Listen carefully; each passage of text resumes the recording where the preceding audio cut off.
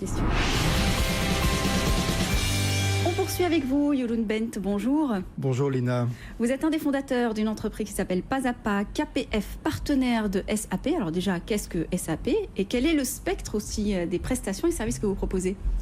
Alors SAP, c'est System, Anwendungen en Produkten zur Dataverarbeitung. Comme quoi on peut réussir avec un nom aussi nul que ça.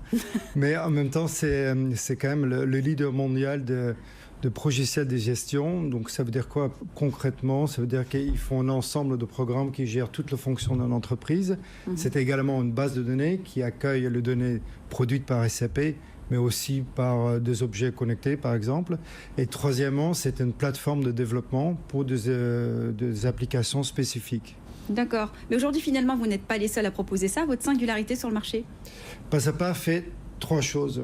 La première chose qu'on fait, c'est qu'on installe SAP ou des bouts de SAP qui ont du sens pour nos clients. Deuxièmement, on le maintient, on fait évoluer les SAP pour les clients. Et troisièmement, on fait de l'infogérance. Ça veut dire qu'on s'occupe de serveurs et de données de stockage et également tout ce qui est sécurité et connexion à Internet.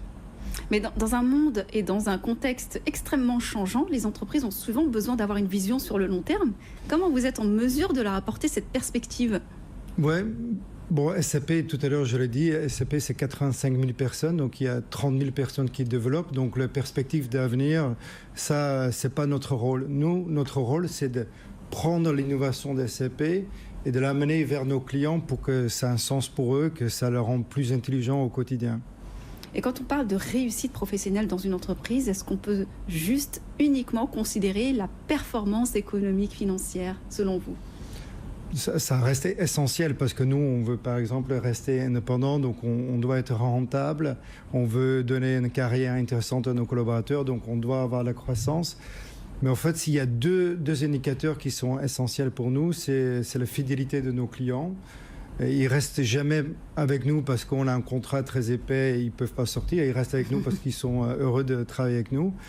Et pareil pour nos collaborateurs, c'est-à-dire que nous, nos concurrents, ils ont 25% de turnover en moyenne. Nous, on a 1%. Ça veut dire qu'on fait quelque chose de bien dans ce domaine également. On parle beaucoup en ce moment d'approche managériale plutôt à l'anglo-saxonne comme clé de voûte justement du succès au sein d'une entreprise. Est-ce que c'est quelque chose que vous vous appliquez aussi à vous-même? Oui, moi je suis un enfant de l'école Montessori, Maria Montessori, et elle disait toujours, c'est que aide-moi à le faire moi-même. Donc c'est l'autonomie qui est importante pour nos collaborateurs. Le manager, il sert que à donner l'autonomie à nos collaborateurs. Et l'autre point, c'est peut-être important à souligner, c'est qu'on croit dans le partage. Le partage, 42% de notre entreprise appartient aux consultants. Et ce partage-là, on le fait aussi avec nos clients, avec le partage d'informations. On transfère la compétence vers nos clients pour qu'ils soient autonomes. Alors, vous parlez beaucoup de vos clients. Est-ce qu'on peut avoir une vision de la typologie de vos clients? Est-ce que ce sont des petites entreprises, grands groupes? Quels sont finalement leurs profils? À 90%, nous travaillons avec des PME françaises qui sont et 10% avec des ETI et des grands comptes. D'accord. Vos projets et perspectives d'avenir aujourd'hui? Mais justement, parlons de PME françaises. France is back. Donc, quand je suis arrivé en France, les PME françaises étaient assez timides dans la conquête du monde. Là, tout le monde s'y met depuis quelques années. Et nous, Pas à Pas KPF, on doit mieux accompagner encore nos clients à l'étranger. Donc, nos projets sont internationaux également. Et vous-même, à l'international, vous avez des ambitions Oui, c'est ça. On veut s'installer et on veut dans d'autres pays et on veut créer des partenariats au niveau d'Europe. Merci infiniment pour votre intervention, mais Merci, aussi pour Lina. votre expertise.